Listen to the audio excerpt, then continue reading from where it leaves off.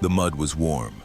That was the first thing Evelyn Thornwood noticed at 6:15 on the morning of November 7th, 1942. Warm mud clinging to her cheek like a second skin, breathing against her face with the suffocating humidity of the Guadalcanal jungle. She could taste it, iron and rot and the acrid sweetness of decomposing vegetation. 15 feet away, Captain Brennan Lockwood had stopped breathing. The crack that killed him had come from nowhere. One shot, no echo, no muzzle flash, no second attempt. Just the sudden sickening realization that someone somewhere above or around them had chosen who lived and who died that morning. And they had chosen wrong. Evie was 23 years old, young but not new to fear. In the 3 months since attaching to the 1st Marine Division as a civilian terrain advisor, she had watched 12 men die. 12 men each killed the exact same way. One shot clean and invisible. No one ever saw where it came from. No one ever found the sniper afterward. And until 72 hours ago, no one knew how to stop it. Until her. The Japanese had killed 73 Marines on Guadalcanal in just the last 2 weeks. Not through mass infantry attacks, not with mortars or artillery barrages, but one man at a time, one rifle shot at a time. Every engagement followed the same horrifying script. Marines push forward. A single Arasaka crack splits the air. A man drops. The jungle freezes. And the killer disappears. Marines called them ghosts. Men who fired once and then simply dissolved into the canopy, leaving nothing but fear behind. But on this morning, this exact minute, lying face down in mud that smelled like death, Evie Thornwood felt something she had never felt before after a sniper shot. Certainty. The sniper who killed Brennan Lockwood had not vanished. He was still there, still locked in the exact position he had fired from. Unable to retreat, unable to shift, unable to do anything except wait for another Marine to present a target. She knew this because she had grown up reading trees. Because her father had taught her in the logging camps of Oregon's Cascade Mountains that nature follows patterns. And humans always break those patterns. But knowing and proving were different things. And Brennan Lockwood had just died because he believed her when no one else would. 72 hours earlier, November 5th, 1942, the jungle west of Henderson Field, temperature 94 degrees in the shade, humidity somewhere between drowning and death. Lieutenant Quentin Ashford's squad had been on patrol for 6 hours, 9 Marines, 1 civilian, and a mounting sense that they were being watched. Evie walked at the rear of the column where Ashford had ordered her to stay, out of the way, out of sight, out of mind. She carried no weapon. Coast watchers were observers, not combatants. But she carried something more dangerous than a rifle, an opinion. "Lieutenant," her voice was quiet. Ashford didn't turn around. "Lieutenant, we need to check the canopy." "Stay in your lane, Miss Thornwood." Ashford's tone carried the weight of 3 months of frustration. "The enemy is on the ground. Eyes forward." "Sir, respectfully, I believe." "I don't recall asking what you believe." Evie bit down on her response. This was not the first time. It would not be the last. She had been assigned to the 1st Marine Division because someone in intelligence thought a coast watcher with jungle experience might prove useful. What they had not mentioned was that coast watchers were supposed to stay in observation posts. Radio positions, behind the lines, not walking patrols with infantry squads who resented her presence. Not telling Marines how to do their jobs, and certainly not suggesting that the enemy they had been hunting for 3 months was directly above their heads. Captain Brennan Lockwood walked 5 paces ahead of her, 6'1", broad shoulders starting to thin from 3 months of jungle rations, 48 hours of beard growth, eyes that never stopped moving. He was the 3rd Battalion's intelligence officer, the man who had requested her attachment to his unit, the only person in the entire division who seemed to think a 23-year-old woman from Oregon might know something about warfare. He glanced back at her, raised one eyebrow. She shook her head. Not now. They moved through a section of dense undergrowth, vines thick as a man's wrist, trees towering 60, 70, 80 feet overhead. The canopy above them was a latticework of shadow and broken light, a ceiling of leaves so dense that even at midday the jungle floor felt like dusk. Evie scanned it systematically.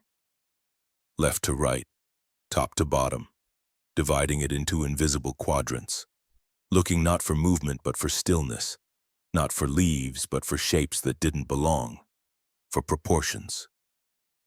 Her father's voice echoed in her memory. Weight bends branches in patterns, Evie.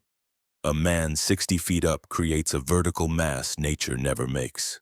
You just have to know how to see it. She saw it. Northeast, 62 feet up, fork of a mahogany tree, something that looked like foliage, something that held too still, something that had the wrong geometry, too vertical, too symmetrical, too structured. Lieutenant! The Arasaka cracked. Private Dalton Carmichael dropped like a puppet with cut strings. 21 years old, radio operator from a town in Nebraska so small it didn't appear on most maps. He hit the ground face first and did not move again. The squad froze, every man dropping into whatever cover they could find, rifles up, eyes scanning, searching for a target that wasn't there. Evie didn't freeze. Northeast 60 feet fork of the mahogany, he's tied in the second fork. Ashford's head snapped toward her. I don't see anything. Because you're looking at leaves. Look for proportions, look for vertical mass, look for... I don't see a goddamn thing. Ashford's voice carried the edge of panic. The edge every Marine carried after 3 months of invisible death.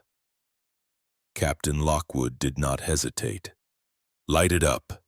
His voice was calm, measured, the voice of a man who had made a decision. Northeast canopy, 60 feet, concentrated fire. Sir, I don't have visual. That's an order, Lieutenant. Ashford's jaw worked. Then he raised his rifle and fired. The M1 Garand barked. Once, twice, 3 times. Corporal Finley O'Donnell joined in. Then another Marine. Then another. 15 shots into the canopy, into what looked like nothing but leaves and shadows and the chaotic geometry of nature. Something fell. Not a body. Not yet. But an Arasaka Type 99 rifle. 7.5 pounds of wood and steel tumbling through 60 feet of branches. Clattering down through the canopy like a stone through water. It hit the jungle floor with a sound like breaking bones. The squad stopped firing. Silence rushed back in. The kind of silence that feels like pressure, like the jungle itself is holding its breath. Finnegan Granger, climb. Ashford's voice cracked. I want visual confirmation. 2 Marines moved to the mahogany, started climbing. It took them 4 minutes to reach the fork, 60 feet up. Every man on the ground watching with their necks craned back, rifles ready, waiting for the second shot that always came. It never did. Jesus Christ. Corporal Hewitt Granger's voice drifted down. Quiet, stunned. Lieutenant, you need to see this. What have you got? He's strapped in. Canvas straps, 2 around the torso, 1 binding his legs to the trunk. He's not just up here. He's tied in like cargo. 15 seconds of silence. Then, is he dead? Yes, sir. Center mass. Single round. He's been dead since the first volley. They brought the body down. It took another 6 minutes. Lowering a corpse 60 feet through dense branches without dropping it requires patience that no one had. But they managed. And when the sniper's body finally reached the ground, every Marine in the squad crowded close to see. He looked young, maybe 25, maybe younger, small build, 5'6" perhaps, 130 pounds, canvas uniform. camouflage netting woven with fresh vegetation, face paint. Leaves tied directly into the seams of his clothing. Everything engineered to erase him from sight, everything except the rope. 2 canvas straps crossed his torso, military issue, worn smooth in the places they had pressed against his shoulders. The leg binding showed knotwork that spoke of hours of practice, of a technique refined and repeated until it became automatic. Ashford knelt beside the body, picked up a small leather pouch that had fallen from the sniper's belt, inside a water bottle half empty, a small bag of rice, a pencil, and a manual. The manual was in Japanese, but the diagrams needed no translation. Step-by-step instructions for securing rope restraints, for tying into tree positions, for maintaining canopy vigils. Lieutenant Ashford looked up at Evie. His face carried an expression she had never seen before. Not quite respect, not quite belief, but something close to both. "How did you know?" Evie crouched beside the body, touched the canvas strap. "Trees don't lie, Lieutenant. They bend under weight and patterns. Branches split at angles nature determines, but humans—" She gestured up at the canopy. "Humans break those patterns. A man 60 feet up sitting still for hours creates a vertical mass, a shape that doesn't match the chaos around it. You just have to know how to see it. And you can see it. I grew up seeing it." Ashford stood, looked at the mahogany tree, then back at Evie. "That was luck." "No, sir, that was geometry.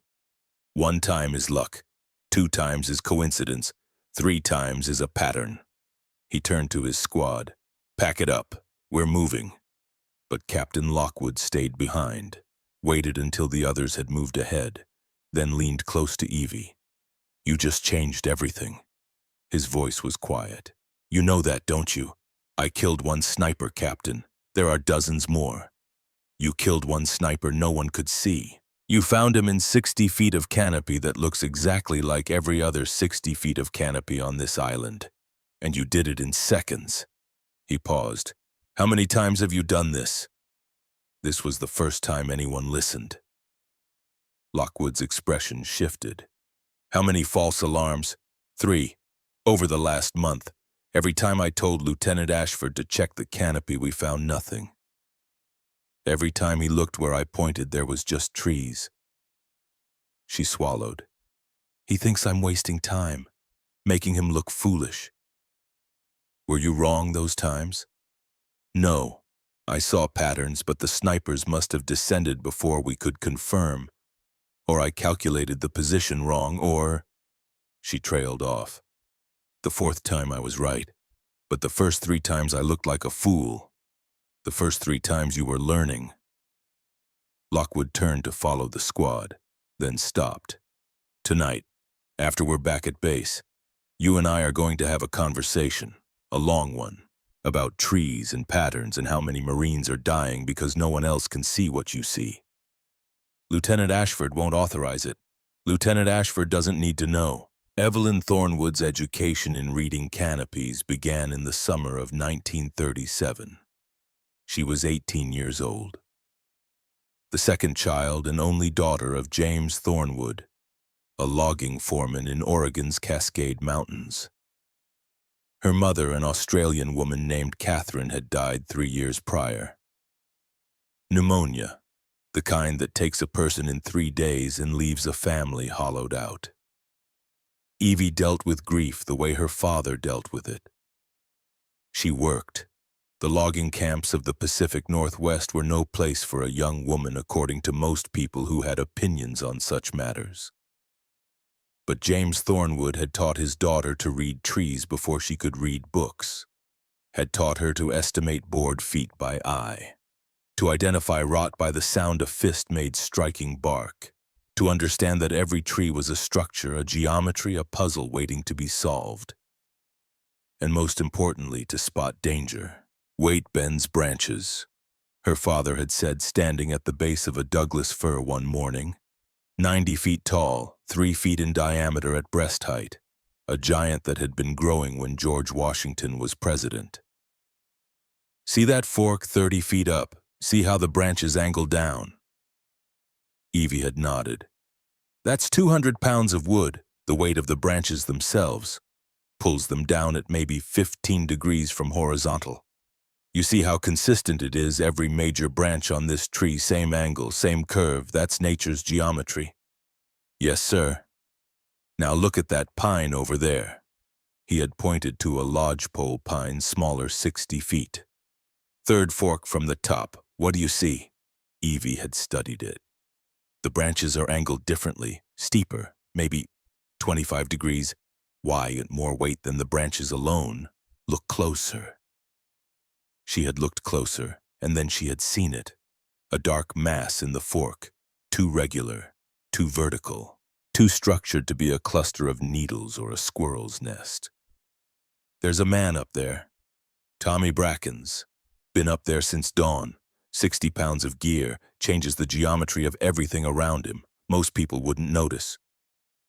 "But you did." "Why? Because it doesn't match the pattern." Her father had smiled. "Nature follows rules, Evie. Gravity, weight distribution, structural load. When something breaks those rules, you notice it. Or you should. Because sometimes what breaks the pattern is a widowmaker ready to fall. And sometimes it's a man who needs help." Tommy Brackens had been stuck. Harness caught on a broken branch, 3 hours into a 6-hour shift. If Evie hadn't spotted him, if her father hadn't sent someone up to cut him free, he would have been there until nightfall. Maybe longer. That was the first time Evie Thornwood understood that seeing patterns could save lives. It would not be the last. By 1940, she was living in Sydney. Her mother's inheritance had included a small house in the suburbs, enough money to live modestly, and a growing sense that the world was changing in ways that required more than modest living. When the Coast Watchers began recruiting in 1941, Evie had volunteered. The organization needed people who could survive in jungle environments, who could identify terrain features, who could operate alone for weeks or months with minimal support. She had learned jungle survival in Australia, radio operation, basic intelligence gathering. And in July of 1942, when the Marines landed at Guadalcanal, she had been assigned as a civilian terrain advisor to the 1st Marine Division. No one had told her the Marines would hate her. No one had mentioned that a 23-year-old woman walking patrols with combat infantry would be seen as a liability, a distraction, a waste of resources. No one had prepared her for the mockery. Sky Girl, that was what they called her. The girl who stares at the sky instead of watching for the enemy. The girl who sees ghosts in trees. The girl who had cried wolf 3 times and cost Lieutenant Ashford valuable patrol time chasing shadows. Until Private Dalton Carmichael died. Until she pointed at a tree and said fire. Until an Arisaka fell 60 feet and proved that ghosts could bleed. That evening, Captain Lockwood found her sitting alone outside the command post. She was staring up at the canopy overhead.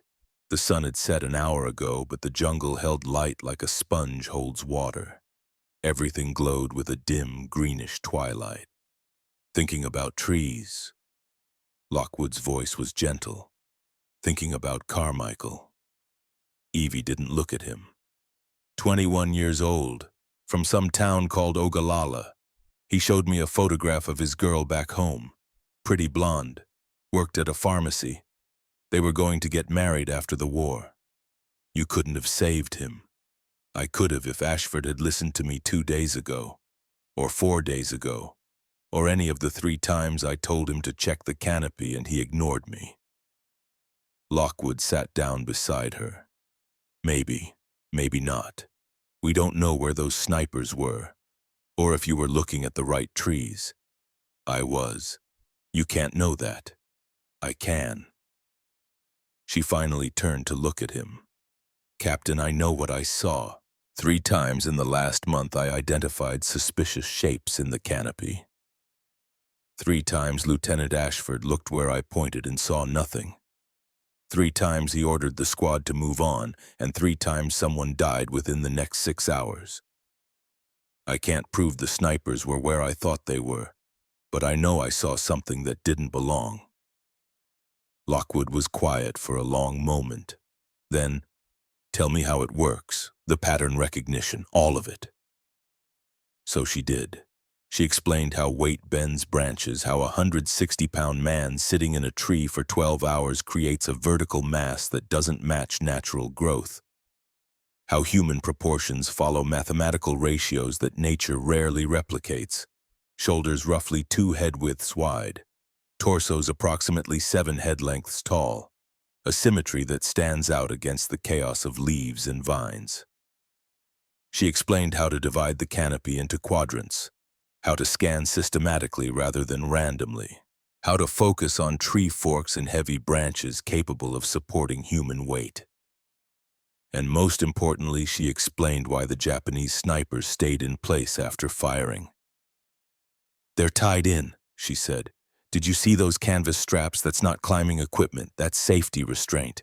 They tie themselves into the trees at dawn, stay there for 12 hours, maybe 16. They can't risk falling asleep and dropping 60 feet to their deaths. So they strap in. But once they're strapped in, they can't descend quickly.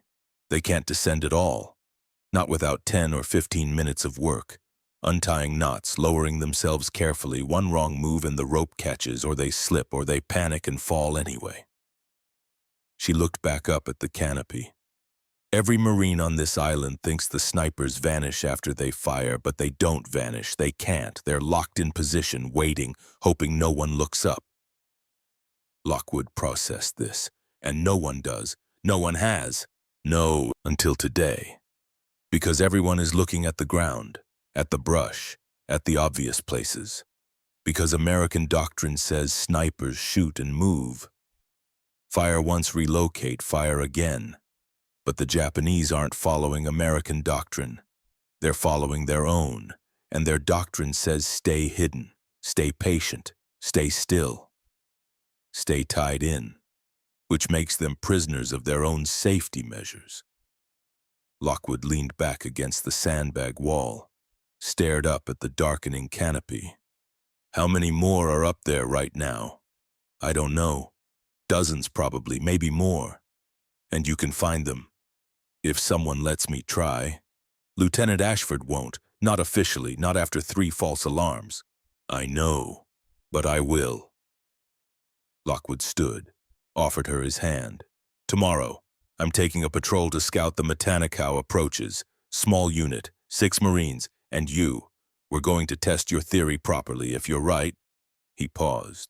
"If you're right, Miss Thornwood, you might just save this entire division." Evie took his hand, let him pull her to her feet. "And if I'm wrong, then we've lost nothing but time. But Evie..." He used her first name for the first time. "I don't think you're wrong. November 6th, the evening patrol." Captain Lockwood had been true to his word. 6 Marines, carefully selected.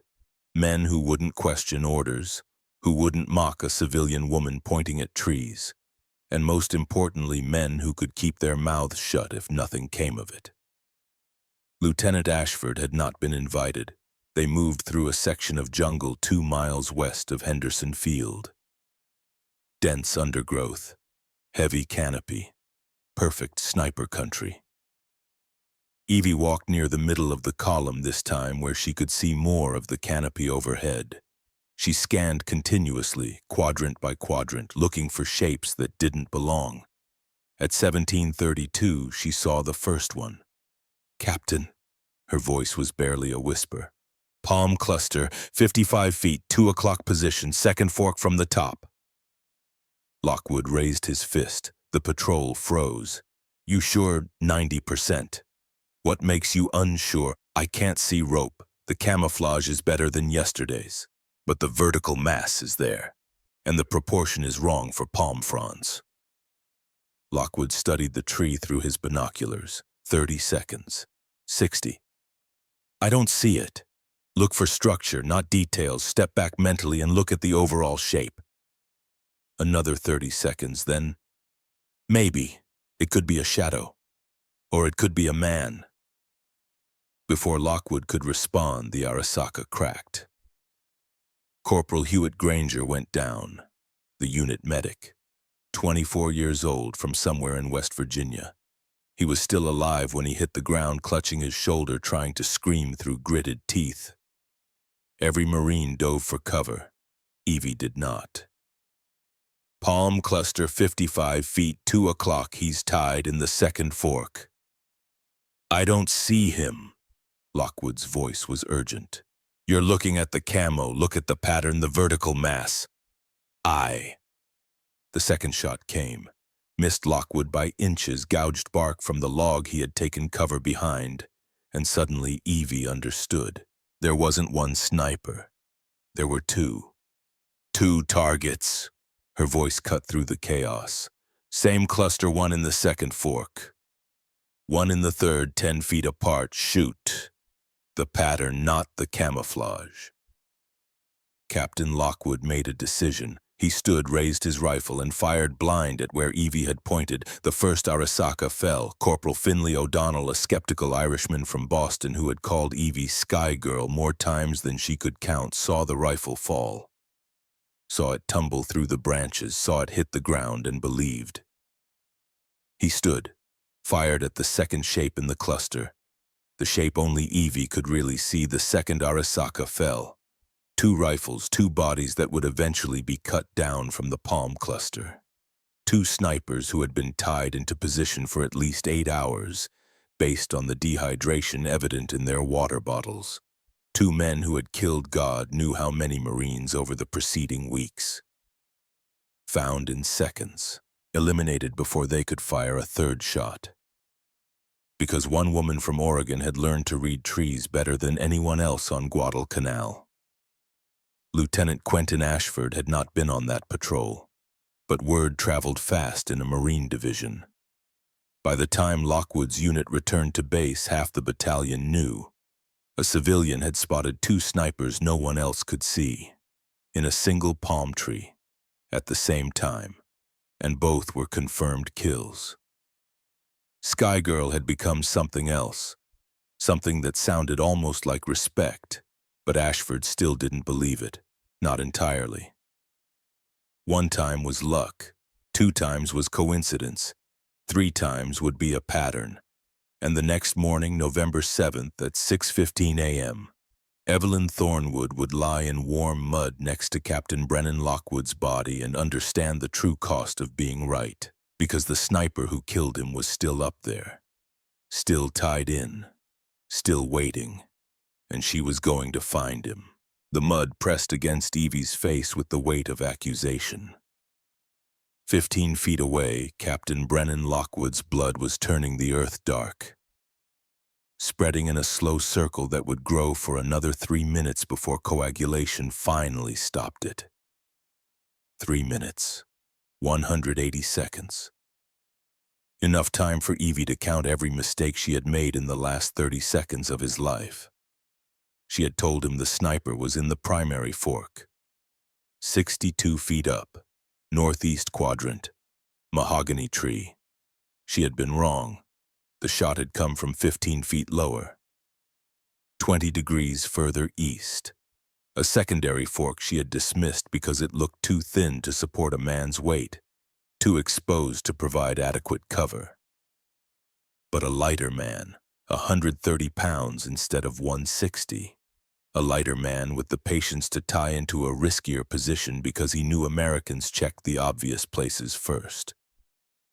A lighter man could use a secondary fork, and Captain Brennan Lockwood had died because she had not considered that possibility until it was too late. Fall back. Lieutenant Ashford's voice cracked through the paralysis. Thornwood, I gave you an order, fall back. Evie did not move. Every muscle in her body screamed to run, to put distance between herself and this place where a good man had died believing her, where her mistake had cost more than time or pride or professional credibility, where her error had ended a life. But running meant accepting defeat. Running meant that Brennan Lockwood had died for nothing. Running meant that every Marine who came through this section of jungle tomorrow or next week or next month would face the same invisible killer she had failed to identify. "Miss Thornwood," Ashford's voice was closer now, urgent, barely controlled. "That sniper has our position. He will fire again. We need to move, now." "He's still there." Evie's voice was flat, empty of everything except certainty. "What?" "The sniper. He's still in position, still tied in.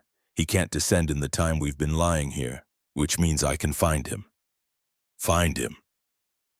Ashford's tone carried 3 months of frustration compressed into 2 words. "Your goddamn trees just got Captain Lockwood killed. I'm not losing another man because you think you see ghosts in branches." Evie finally turned her head, looked at Ashford crouched behind a fallen log 10 feet away, saw the fear in his eyes, the rage, the helplessness of a man who had watched 73 Marines die and had no way to stop it. "I was wrong about the location," she said quietly. "I underestimated their adaptation, but I wasn't wrong about the principle. That sniper fired from a fixed position.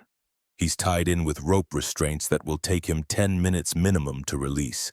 He's trapped up there just as surely as we're pinned down here. You don't know that. I know trees, Lieutenant. I know weight distribution and rope systems and the time it takes to safely descend 60 feet of canopy. That sniper cannot run, which makes him findable. And what do you propose, that we lie here in the open while you stare at trees?" "No, sir." Evie's voice hardened. "I propose that Corporal O'Donnell provides suppressive fire while I reposition 20 yards east for a better angle. I propose that we use the next 30 seconds while the sniper is still processing his kill to move before he can sight on a second target. And I propose that when I find him, you trust me enough to fire where I indicate." Ashford's jaw worked. "Captain Lockwood trusted you." The words landed like a physical blow. "Yes, sir, he did. And now he's dead. Yes, sir, because I made a mistake I will never make again." Silence stretched between them, taut as a tripwire. Behind them, 5 Marines waited for orders, waited to see if they would retreat or if they would do something no Marine patrol had successfully done in 3 months of jungle warfare: fight back. "O'Donnell," Ashford's voice was rough, "you still believe in Sky Eye's magic tricks?" Finley O'Donnell had been a skeptic for 3 months, had mocked Evie's tree-gazing more than anyone except Ashford himself. But he had also been on the patrol yesterday evening, had seen 2 Arasaka rifles fall from a palm cluster after Evie had pointed, had climbed up afterward and seen the rope restraints with his own eyes. "I believe she found 4 snipers in 2 days, sir. 4 snipers nobody else could see. 4 snipers and 1 dead captain. With respect, Lieutenant, the captain isn't dead because Thornwood was wrong about snipers being tied in. He's dead because none of us realized how they'd adapted their tactics." O'Donnell paused. "We're fighting an enemy who learns, who adjusts, who reads our playbook and rewrites their own. But they can't rewrite physics. They can't change the fact that a man in a tree is a prisoner of gravity and rope." Ashford looked at Evie, then at O'Donnell, then at the body of Captain Lockwood lying in mud that was no longer warm. "You get 1 chance. 1. If you're wrong, we retreat and you're done walking patrols. Clear?" "Clear, sir."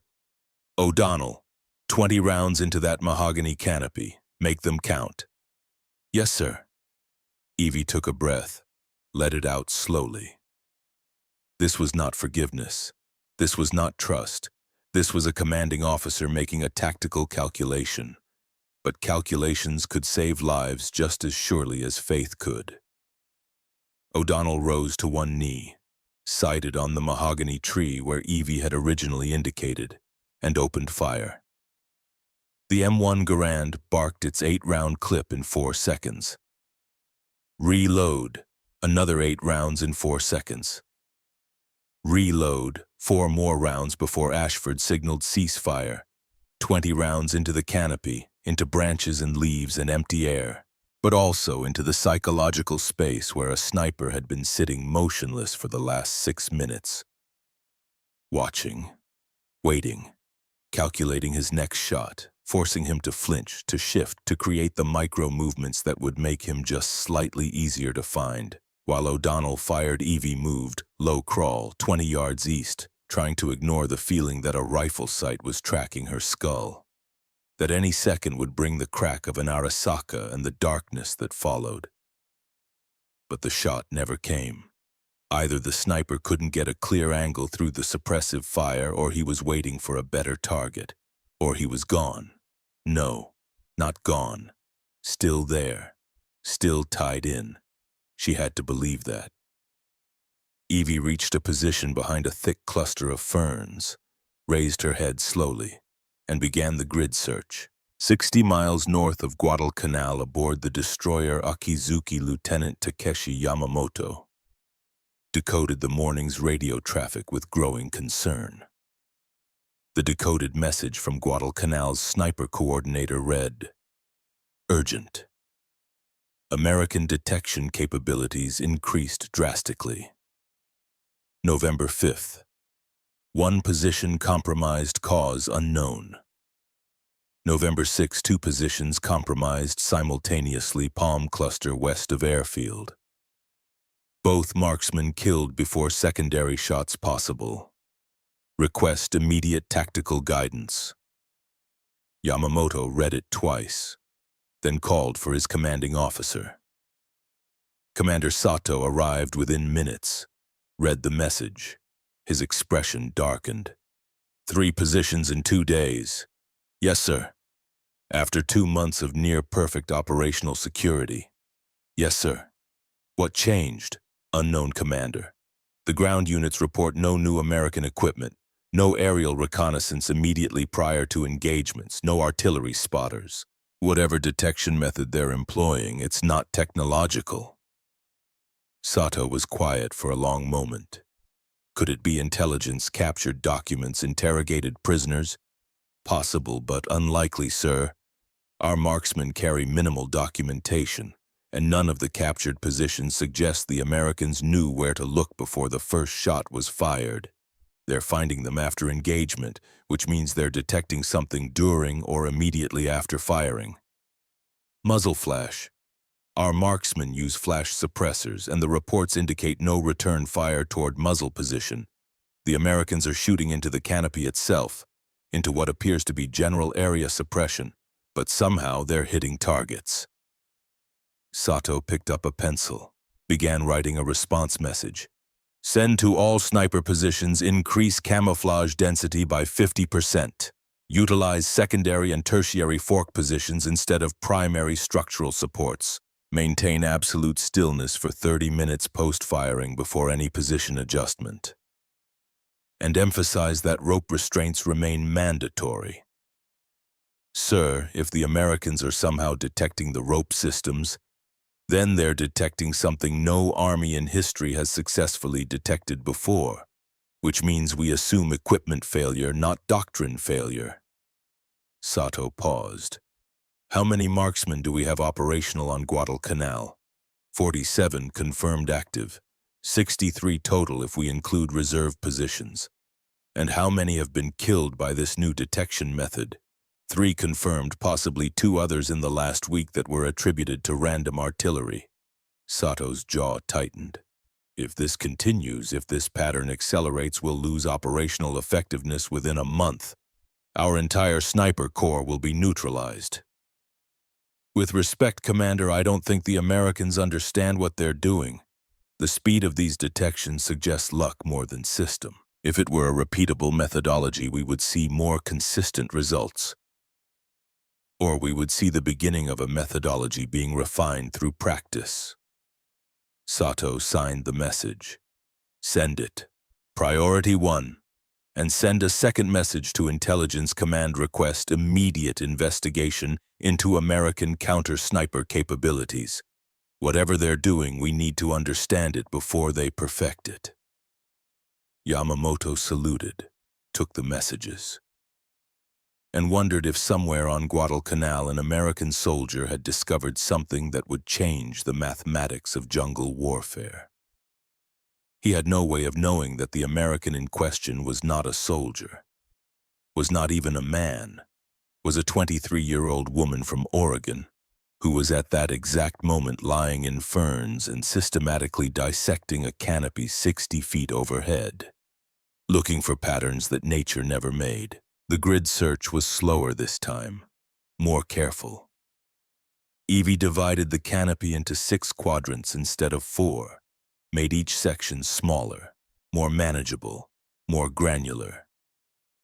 Quadrant 1, northwest, 50 to 70 feet elevation, heavy mahogany branches, multiple forks, all of them showing normal weight distribution, normal angles, normal chaos, nothing. Quadrant 2, north-northeast, 60 to 80 feet, mix of mahogany and palm, thicker canopy coverage, harder to see through, but no vertical masses, no structures that broke the pattern, nothing. Her breathing was steady now, controlled. She had learned this discipline in the logging camps when her father had her climb 90-foot Douglas firs to inspect crown damage.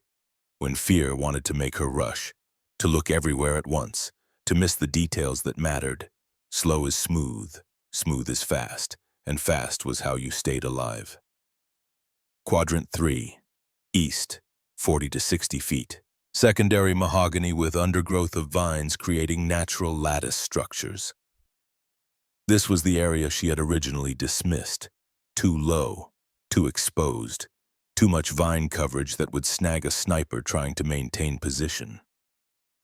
But there, in a secondary fork 48 feet up, not the primary split where the trunk divided, not the obvious position that could support 200 pounds without stress, but a smaller division. A Y-shaped junction where a lateral branch met the main trunk at an angle that looked precarious. A dark mass rested in that junction. Too vertical, too still, too symmetrical. At first glance, it could be shadow, could be a cluster of leaves caught in the fork, could be one of 1,000 natural configurations that created dark spots in canopy coverage. But Evie's eyes had been trained by 1,000 trees, by 10,000 days of watching her father read timber like other men read newspapers, by the instinctive mathematics of someone who understood that structure followed rules, and this structure broke the rules. The mass was roughly 7 units tall, 2 units wide at what would be shoulder height, tapering at the top where a head would tilt forward. The proportions weren't perfect. The camouflage was excellent. But underneath the netting and vegetation and shadow there was geometry, human geometry. "I see you," Evie whispered. She had no rifle. Coast watchers were observers, intelligence gatherers, not combatants. But Corporal O'Donnell had a rifle. And more importantly, O'Donnell had proven he would shoot where Evie indicated even when he couldn't see the target himself. "O'Donnell." Her voice was barely audible. "East quadrant, 48 feet, secondary fork on the mahogany with heavy vine coverage, vertical mass in the junction." O'Donnell low-crawled to her position, took up station beside her, raised his rifle, sighted through the scope. 10 seconds passed, 20. "I don't see it. Step back from the scope. Use your naked eye. Look at the overall shape, not the details." O'Donnell lowered the rifle, looked where she pointed. 30 seconds, 45. "Maybe it's dark, could be shadow.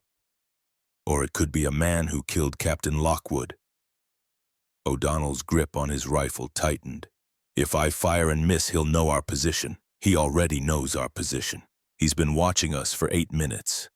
But he hasn't fired because he doesn't have a clear angle through the undergrowth from where we're lying. The moment one of us stands, he'll take the shot. So what do? You suppress on my mark. Lieutenant Ashford fires from our original position. Crossfire forces the sniper to choose which threat to prioritize. While he's processing, I refine my targeting solution and give you a correction. You want to use the lieutenant as bait.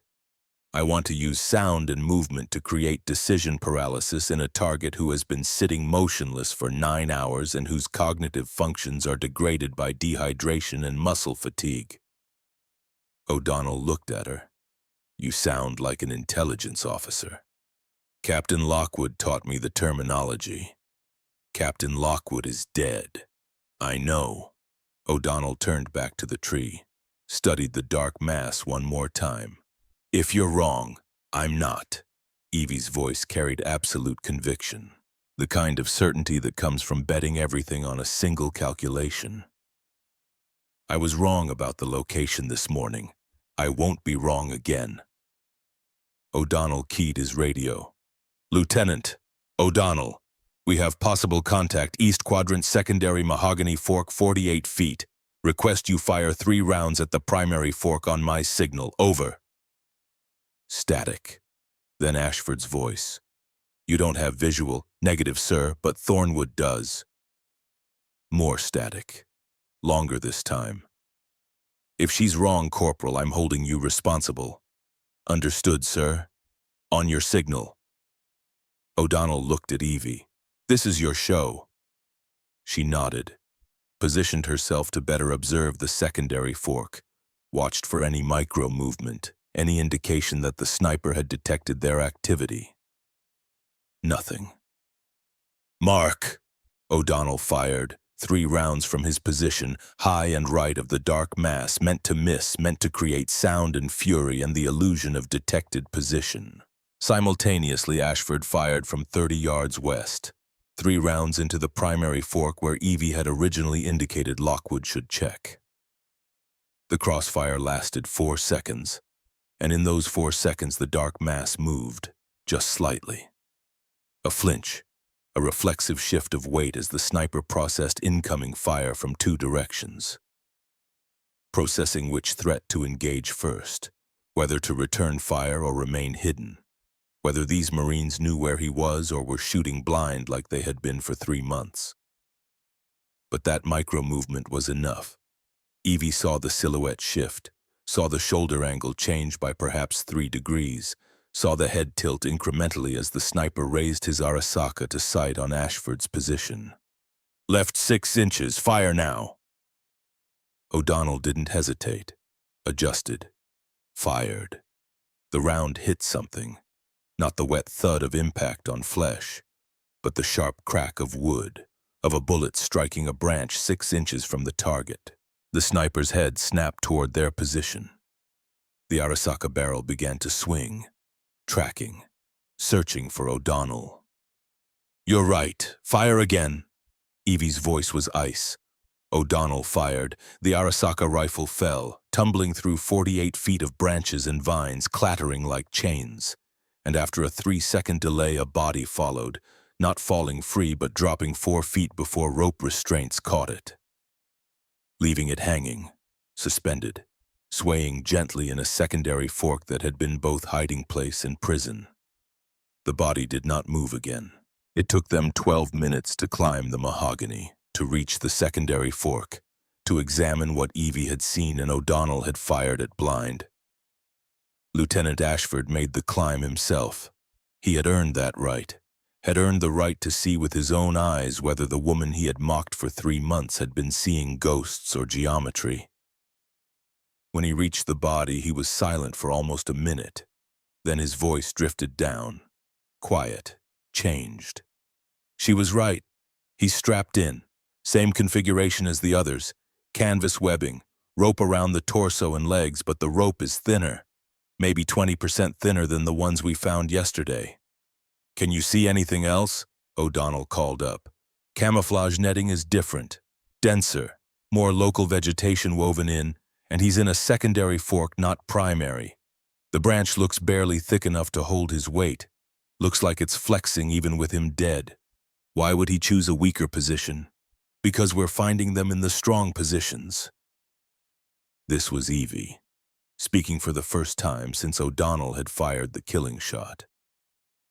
They're adapting, using lighter rope that's harder to see, increasing camouflage density, choosing less obvious structural positions, but they can't adapt away from physics.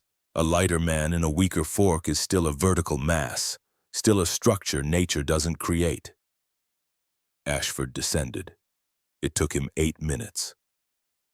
When he reached the ground, his uniform was torn from branches.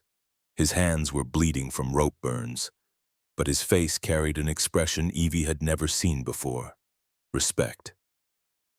"There's something else up there, tucked into his belt." Ashford held out a small, leather-bound notebook. "Looks like a field manual, or orders. It's in Japanese. We need to get it to intelligence." Evie reached for the notebook. Ashford pulled it back. "First we get you to Colonel Hayes. All of you. Because what just happened, what you just did, is going to change everything." He looked directly at Evie.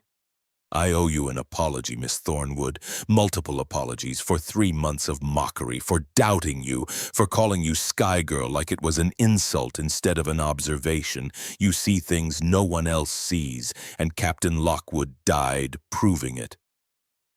Evie's throat tightened. "He died because I made a mistake. He died because he believed in you when I didn't. If I had listened the first time you told me to check the canopy, maybe Dalton Carmichael would still be alive. Maybe Hewitt Granger wouldn't be in the field hospital with a shoulder wound. Maybe—" He trailed off. "Maybe doesn't matter. What matters is that starting now, every Marine in this battalion is going to learn what you see. Every patrol is going to check the canopy the way you check it. And every sniper on this island is going to discover that being tied in isn't safety anymore. It's a death sentence." He turned to the rest of the squad. "Pack up Captain Lockwood. We're taking him home. And we're taking Miss Thornwood to Colonel Hayes, because she just solved the biggest tactical problem in the Pacific Theater." Colonel William Hayes commanded the 1st Marine Division's intelligence section from a command post that was 50% sandbags and 50% captured Japanese equipment. Maps covered every available surface. Radio chatter filled the air with static and abbreviated military language. And somewhere in the organized chaos, Hayes tried to make sense of a war that changed its rules every day. When Lieutenant Ashford brought Evie Thornwood into that command post at 1400 hours on November 7th, Hayes was studying casualty reports. 73 Marine KIA in the last 2 weeks. All from sniper fire, all from an enemy no one could see. "Colonel," Ashford saluted. "Lieutenant Quentin Ashford, 3rd Battalion. Permission to brief you on a tactical development, sir." Hayes looked up, saw Ashford, saw 5 Marines, and saw a young woman in Coast Watcher khakis who looked like she had been crawling through hell. "This better be important, Lieutenant. I'm trying to figure out how to stop 73 Marines from becoming 74. Sir, I believe we found the solution." Hayes set down his reports. "I'm listening." What followed was a 45-minute briefing that would later be described as the most important tactical revelation of the Guadalcanal campaign. Ashford explained the canopy search method, the pattern recognition, the proportion analysis, the discovery that Japanese snipers tied themselves into trees and physically could not retreat after firing. But more importantly, Evie explained. She walked Hayes through the mathematics of weight distribution, the angles that branches bend under human mass, the symmetry that human bodies carry even when covered in camouflage, the systematic grid search that turned chaos into manageable sections, the difference between primary and secondary structural forks, the adaptation patterns the Japanese were already implementing. Hayes listened without interruption. When she finished, he was quiet for a full minute. Then he called for his intelligence staff, 4 officers, 2 NCOs, and a translator. "The notebook," Hayes said. "Let's see what it says." The translator, a 2nd-generation Japanese-American from California, studied the notebook for 5 minutes, then looked up with an expression somewhere between shock and vindication. "Sir, this is a field directive, dated November 5th, addressed to all sniper positions on Guadalcanal." He read aloud, "Urgent tactical modification. American forces demonstrate improved aerial detection capabilities. Source unknown. Effective immediately, all marksmen will increase camouflage density by 50%. Utilize secondary and tertiary structural positions instead of primary forks. Maintain absolute stillness for minimum 30 minutes post-engagement before position adjustment. Rope restraint protocols remain mandatory for all elevated positions exceeding 40 feet. Hayes looked at Evie. They know we're finding them, and they're trying to adapt. Yes, sir, but they can't adapt away from the fundamentals. They need rope restraints or they'll fall. They need elevated positions or they lose visibility and range. And any position that meets those requirements creates a detectable geometry. How many snipers have you personally detected? 4 confirmed, sir. 3 KIA. 1 currently being recovered by 2nd Battalion based on intelligence I provided this morning. In how many days? 3 days, sir. Hayes picked up a pencil, began writing. We lost 73 Marines to sniper fire in 14 days. That's an average of 5.2 Marines per day. If your method can detect and neutralize even half of the active snipers in the next week we save. He did the math. Approximately 18 lives, minimum. With respect, sir, I believe we can do better than half. Evie leaned forward. The Japanese adaptation shows they don't understand what we're detecting. They think it's equipment, technology. They're adding camouflage and changing positions, but they're not changing the core doctrine. They're still tying in, still staying elevated, which means they're still findable. If we can train Marines to see what I see, if we can make this methodology standard across the division, we can reduce sniper effectiveness by 70% or more. 70%. Hayes set down his pencil. That's 3.6 Marines saved per day. 50 lives saved over the next 2 weeks. Yes, sir. And how long would it take to train Marines in this methodology? 4 hours of instruction. 2 hours of field practice if someone has any background in forestry or structure recognition less. The principles are simple, it's the application that requires practice. Hayes stood, walked to a map of Guadalcanal, studied it for 30 seconds. Then turned back to Evie. Miss Thornwood, I'm going to be direct with you. You're a civilian, a coast watcher, not military personnel. Under normal circumstances, I couldn't order you to do anything. But these aren't normal circumstances, so I'm going to ask. Will you help us train Marines in your methodology? Will you work with my intelligence staff to create a tactical brief that can be distributed division-wide? Will you consult on counter-sniper operations until we've neutralized this threat? Evie thought of Brennan Lockwood lying in mud, of Dalton Carmichael who would never marry his girl from Ogallala, of Hewitt Granger recovering from a shoulder wound, of 73 Marines who had died because no one looked up. Yes, sir, on one condition. Name it. Captain Brennan Lockwood gets credited. His name goes on whatever doctrine we create. He died believing in this methodology when no one else did. He earned that recognition. Hayes nodded slowly. Done. We'll call it the Lockwood-Thornwood method. His name first, as it should be. He extended his hand. Evie shook it. And in that moment the mathematics of the Pacific War shifted by precisely the angle required to save thousands of lives over the next 2 years. But neither of them knew that yet. All they knew was that for the first time since August, the 1st Marine Division had a weapon against ghosts, and that weapon was geometry. The tactical brief that Colonel Hayes wrote over the next 6 hours would become one of the most distributed documents in Marine Corps history. 3 pages, single-spaced. Technical language tempered with practical instruction. The title read, Canopy Geometry Search Method. Detection and neutralization of elevated enemy positions. Section 1 detailed enemy doctrine. Japanese snipers tied into trees for 12 to 16-hour vigils. Canvas webbing around torso and legs. Positioned 50 to 70 feet elevation. Unable to rapidly descend. Adaptation patterns including secondary fork positions and enhanced camouflage density. Section 2 explained detection methodology. Systematic grid search, quadrant division, focus on proportion over detail, recognition of vertical mass and human symmetry, identification of weight-bearing structures, mathematical ratios of human body proportions versus natural chaos. Section 3 outlined engagement protocol.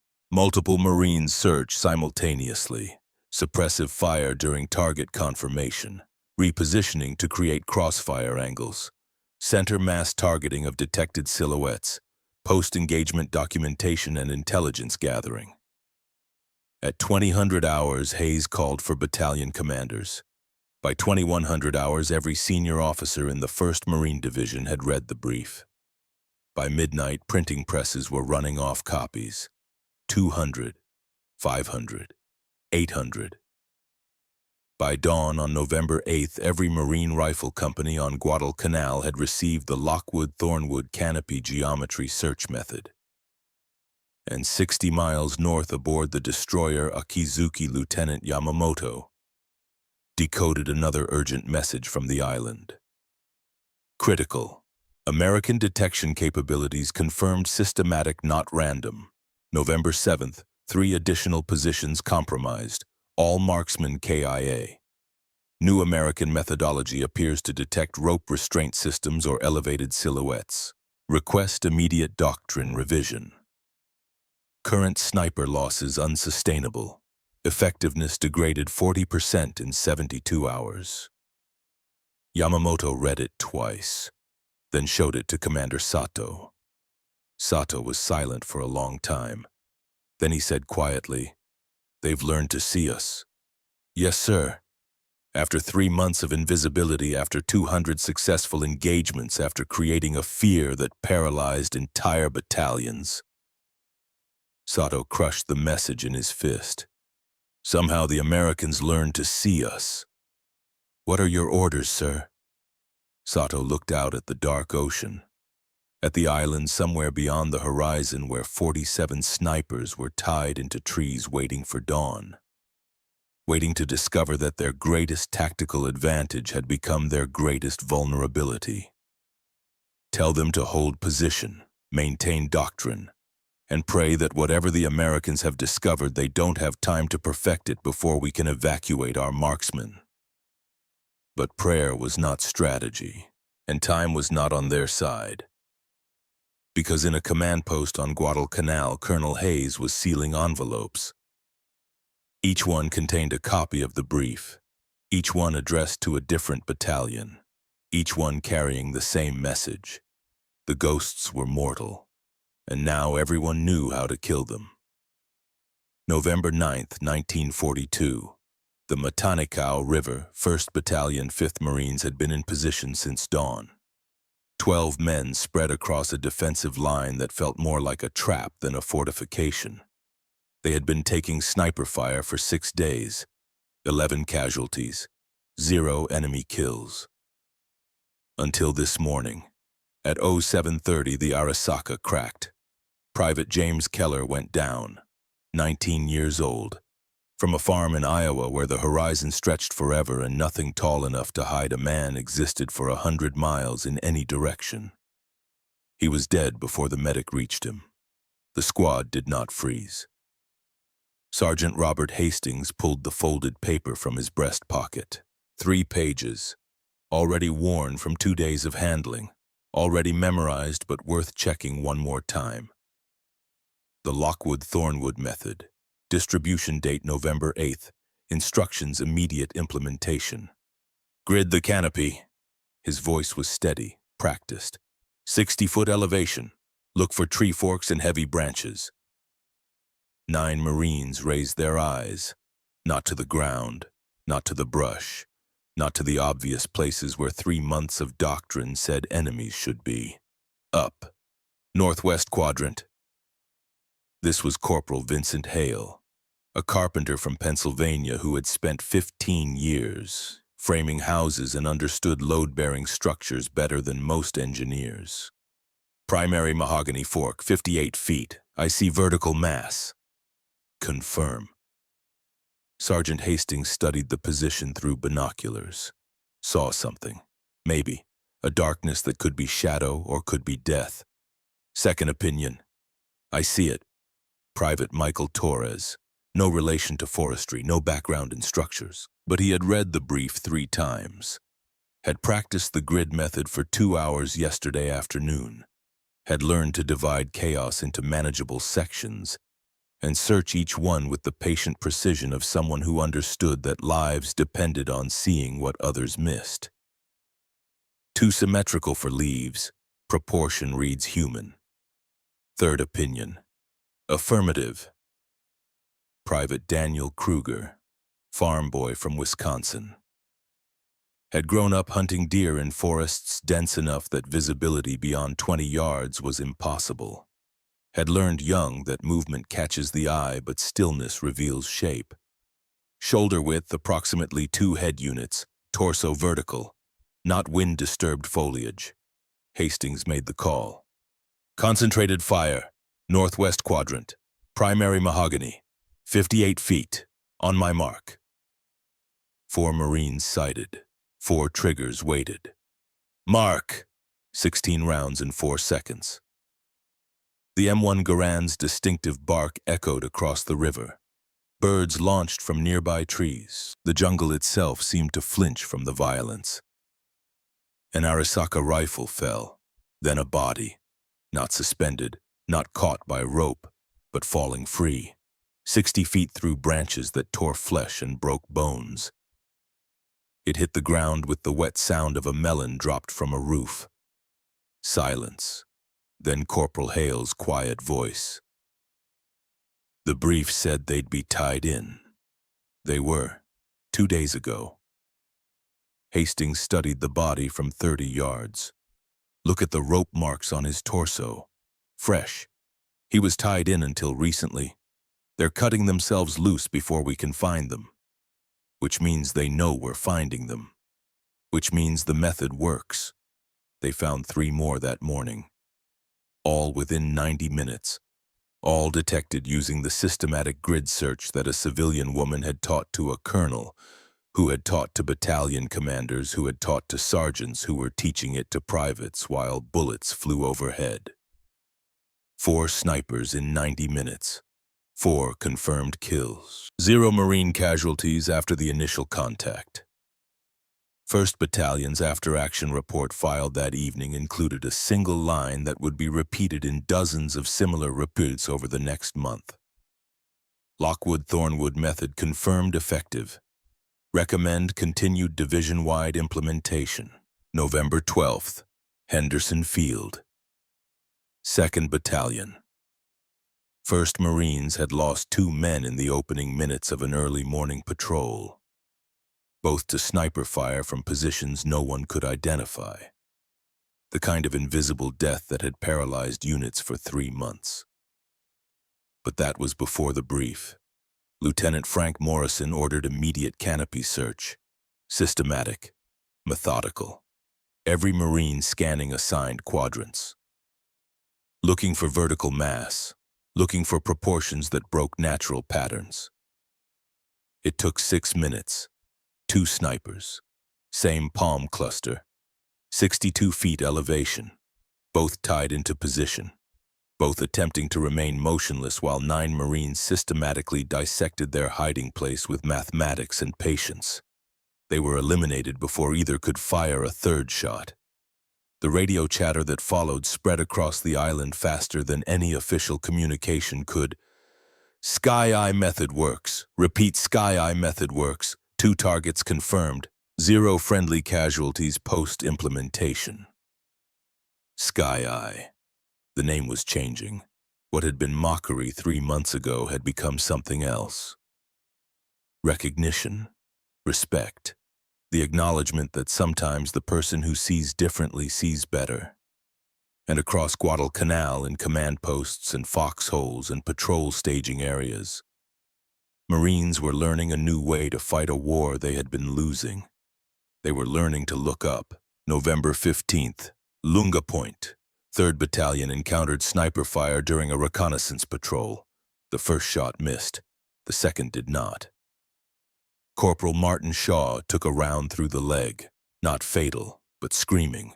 And in that scream, every man heard the echo of 73 Marines who had died before anyone understood what was killing them.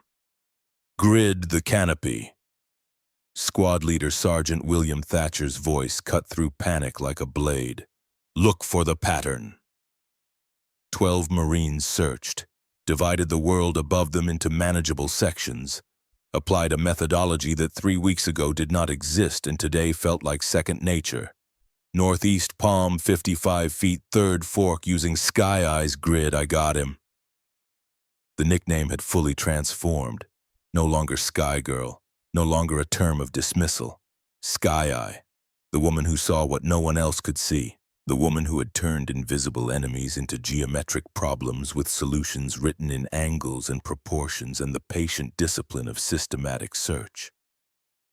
The Marine who called out the position had never met Evelyn Thornwood, had never walked a patrol with her, had never watched her scan a canopy with the intensity of someone reading sacred text. But he had read her brief, had practiced her method, and now he was using her eyes to save his squad. The sniper died 30 seconds later. 1 target, 1 solution, 0 additional friendly casualties. And in the radio traffic that night, mixed with grid coordinates and supply requests and casualty reports, a new statistic began appearing. Enemy sniper effectiveness reduced 72% since November 8th. Marine casualties from sniper fire 14 days pre-method implementation 73 KIA. 14 days post-implementation 16 KIA. 73 to 16. A reduction that translated to 57 Marines who would see home again.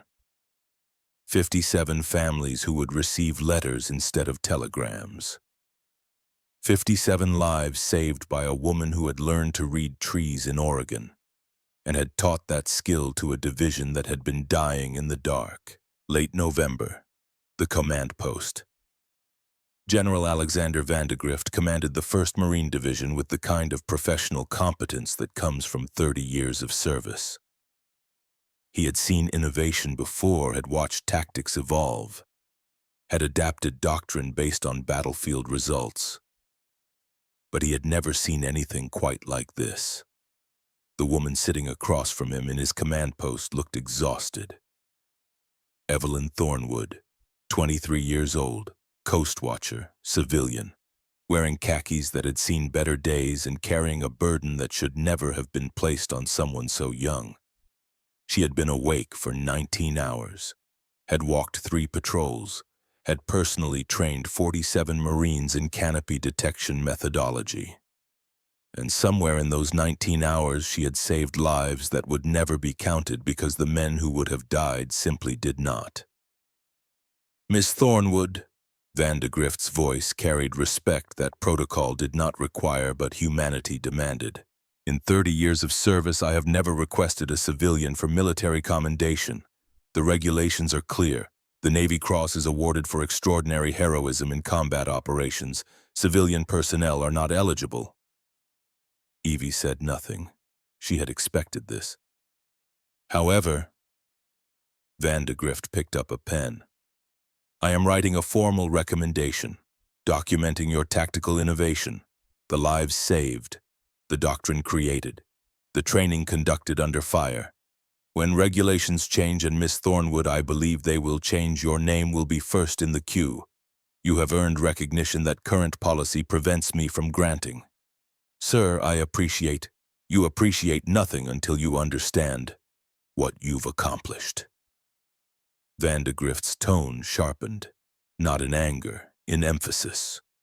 73 Marines in 2 weeks, that was our reality in early November. 16 Marines in 2 weeks, that is our reality now. The difference between those numbers is you, your observation, your training, your refusal to accept that invisible enemies cannot be found.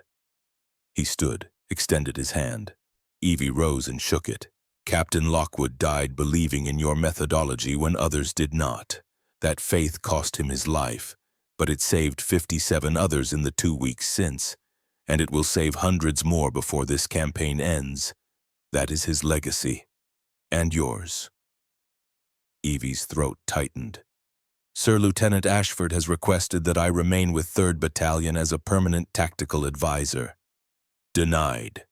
Sir, you're more valuable training than executing. Every battalion on this island needs what you know. Every Marine who walks patrol needs to see what you see. I'm assigning you to Divisional Training Command. You'll rotate through all units, instruct, observe, refine the methodology, and you'll do it with my full authority." "I'm a civilian, sir."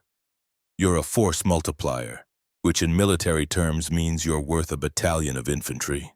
He paused. "But Miss Thornwood understands something. The recognition you deserve is not something I can give. Not under current regulations. You have saved hundreds of lives using tactical brilliance that most officers will never achieve in entire careers. And history will likely forget you because you're civilian female and operating in a classification level that won't be declassified for decades." Evie had known this, had understood from the moment she volunteered for Coast Watcher duty that recognition was not part of the bargain. But hearing it stated plainly carried a weight that knowledge alone could not prepare her for. "I didn't do this for recognition, sir." "I know, but you deserved it anyway." Outside the command post, Lieutenant Quentin Ashford waited. When Evie emerged, he stood, snapped a salute that regulations did not require for civilians. "Miss Thornwood." "Lieutenant, I owe you more than an apology. I owe you 57 lives that my stubbornness nearly cost." He lowered his hand. "I called you Sky Girl for 3 months, mocked you for seeing what I couldn't see. Dismissed your warnings because they didn't fit my understanding of warfare. And Captain Lockwood died because I didn't listen to you earlier. Captain Lockwood died because he believed in me. That's not your fault." "It's partially my fault. If I had authorized canopy searches in October when you first suggested them, if I had taken your false alarms as evidence of methodology refinement rather than incompetence, if I had respected your expertise." He trailed off. "I can't change the past, but I can change the future. Every Marine in my battalion will train in your methodology. Every patrol will search the canopy. Every man will understand that you saved their lives. Train them well, Lieutenant, because the Japanese are adapting, cutting themselves free, using thinner ropes, choosing more obscure positions. The methodology works, but only if it keeps evolving." Ashford nodded. "Then we'll evolve with it." He saluted again. This time Evie returned it, not because regulations required it, but because respect had become mutual. And mutual respect in war was worth more than rank or regulation or any recognition that could be written on paper. The methodology spread like fire through dry timber. December 1942. The 2nd Marine Division, preparing for the invasion of Tarawa, received advance copies of the Lockwood-Thornwood brief. Battalion commanders studied it. Company officers drilled their men. By the time they landed on those coral beaches a year later, canopy search was as automatic as checking their rifles. Tarawa had few trees, but the mindset remained. Look for patterns. Search systematically. Assume the enemy adapts but cannot escape the constraints of physics and biology. January 1943. 3rd Marine Division, bound for Bougainville, implemented the methodology during training exercises. Mock snipers tied into trees, Marines practicing grid searches, timing how long it took to detect targets, refining quadrant divisions, learning that Evie's innovation was not magic but teachable skill. April 1943. 1st Marine Division departed Guadalcanal. 6 months of jungle warfare, 3,200 casualties. But in the final 4 months after November 7th, sniper casualties dropped 78%. 78%. Thousands of Marines who would walk off that island instead of being carried. Thousands of families spared telegrams that began with, "We regret to inform you." All because one woman had learned to read trees in Oregon and had taught that skill to men who needed it most. May 1944. The United States Army, fighting through New Guinea's brutal jungles, observed Marine successes and requested information. The Lockwood-Thornwood method was declassified for inter-service sharing. Within weeks, Army field manuals included new sections detection of elevated enemy positions. Systematic canopy search methodology. Pattern recognition in dense vegetation. The language was clinical, the attribution was vague, but the principles were identical to what Evie had explained to Colonel Hayes on November 7, 1942. Human geometry versus natural chaos. Proportion versus detail. Systematic search versus random observation. And across the Pacific Theater, across dozens of islands and hundreds of square miles of jungle, American forces were learning to see what their enemies believed invisible. The Japanese adapted as best they could. Lighter ropes, obscure positions, shorter vigils, two-man teams where one provided ground-level security while the other climbed. But adaptation could not overcome mathematics. A man in a tree created detectable mass. Rope restraints limited mobility. Elevated positions required structural support that could be identified and targeted. By late 1944, Japanese sniper doctrine had shifted away from tied-in positions entirely. Ground-level hides, mobile firing positions, single-shot retreats.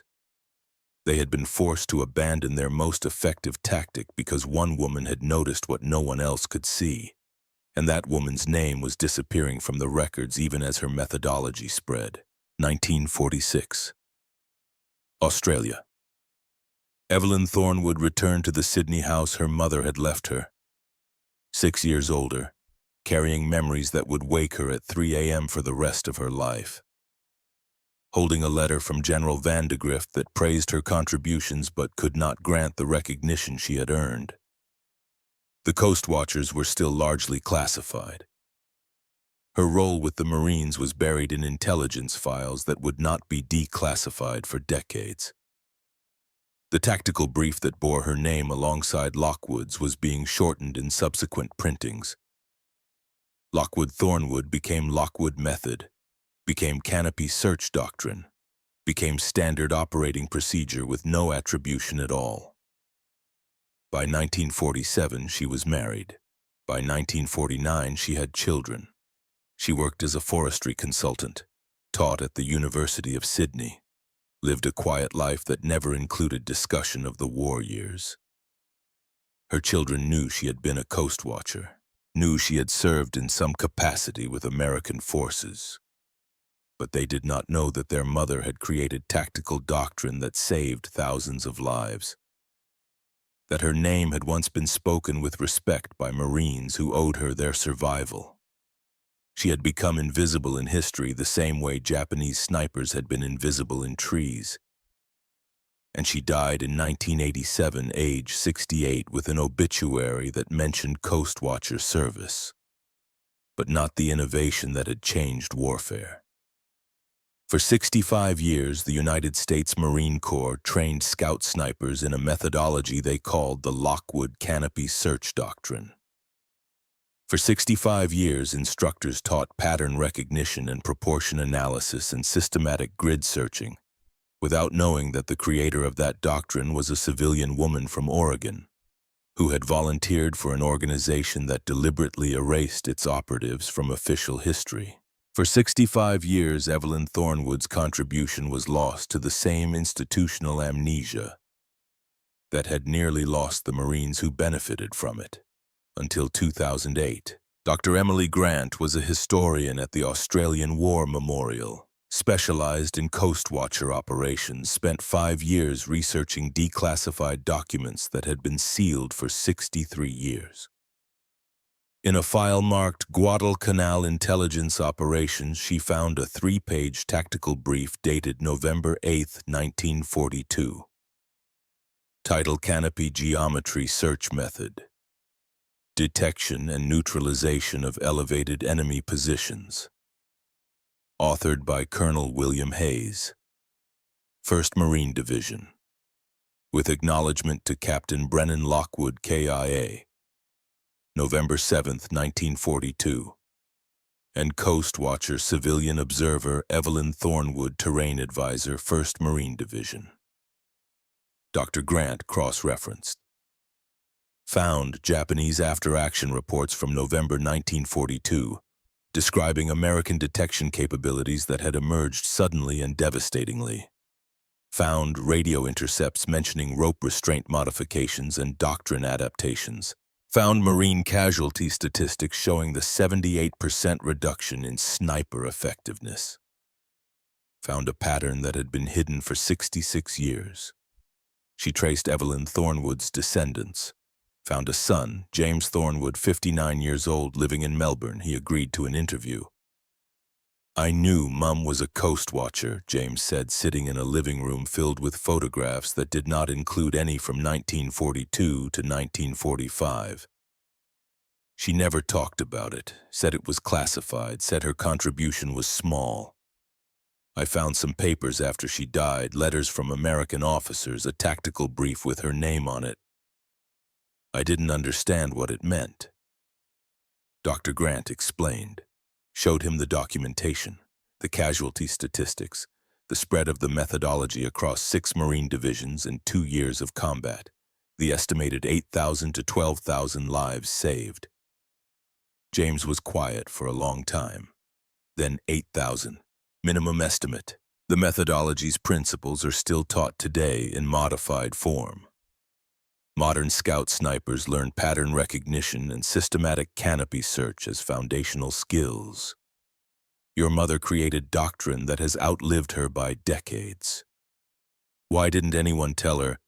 Because she was civilian, because she was female, because Coast Watcher operations were classified until 2003, because military bureaucracy does not easily acknowledge contributions that fall outside standard categories.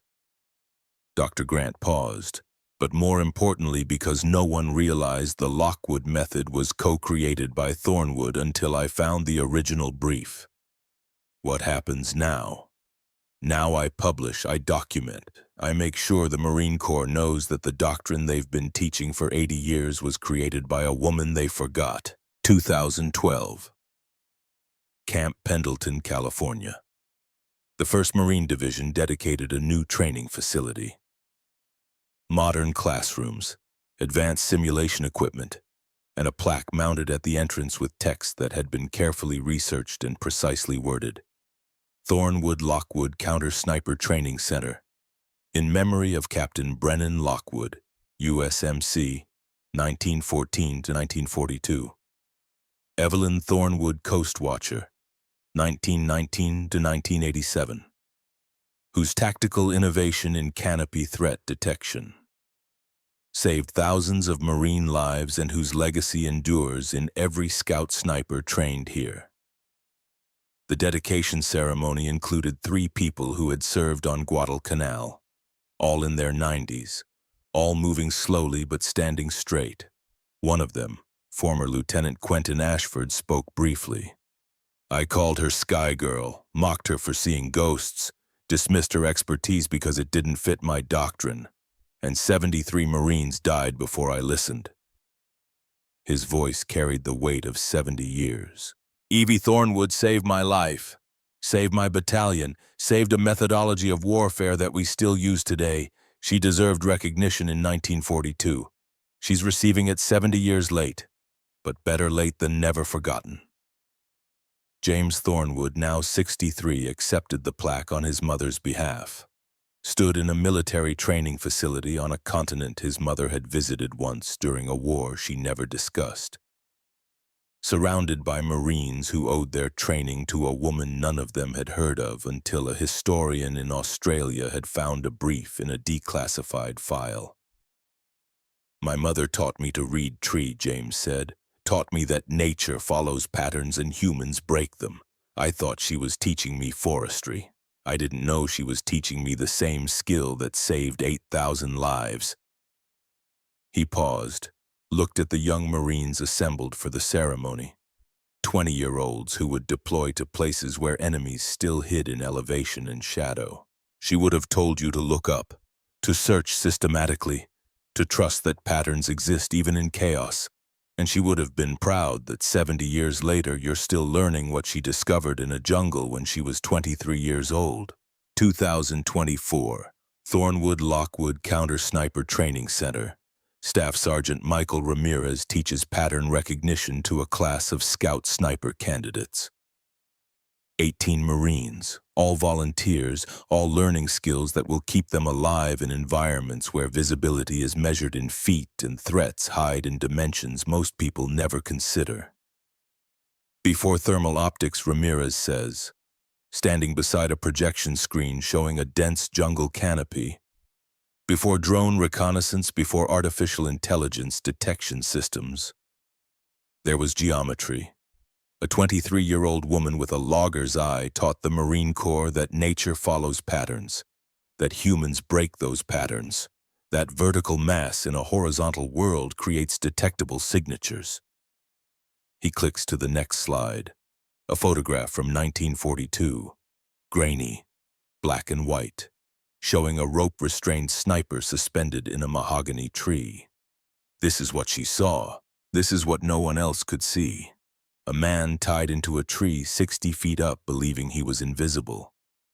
But Evelyn Thornwood understood that invisibility is an illusion, that mass creates geometry, that geometry creates patterns, and that patterns can be found. A young Marine raises his hand.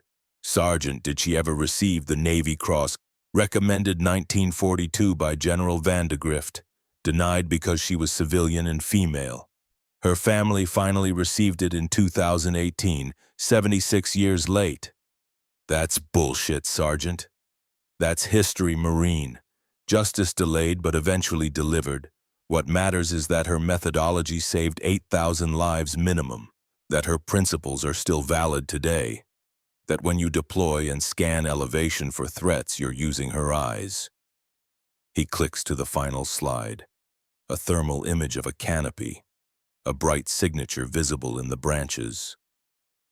The unmistakable heat signature of a human body trying to hide in foliage. Today you have technology she never dreamed of, but the principle remains identical. Look for what breaks the pattern. Trust mathematics over camouflage. Search systematically. And remember that sometimes the person who sees differently sees better. The class files out. Ramirez remains behind, looks at the plaque visible through the classroom window, reads the names for perhaps the 1,000th time. Thornwood and Lockwood, civilian and captain, woman and man, both dead for decades. Both remembered because someone had cared enough to look through old files and piece together a story that military bureaucracy had allowed to fade. Better late than never forgotten. James Thornwood died in 2019 at age 70.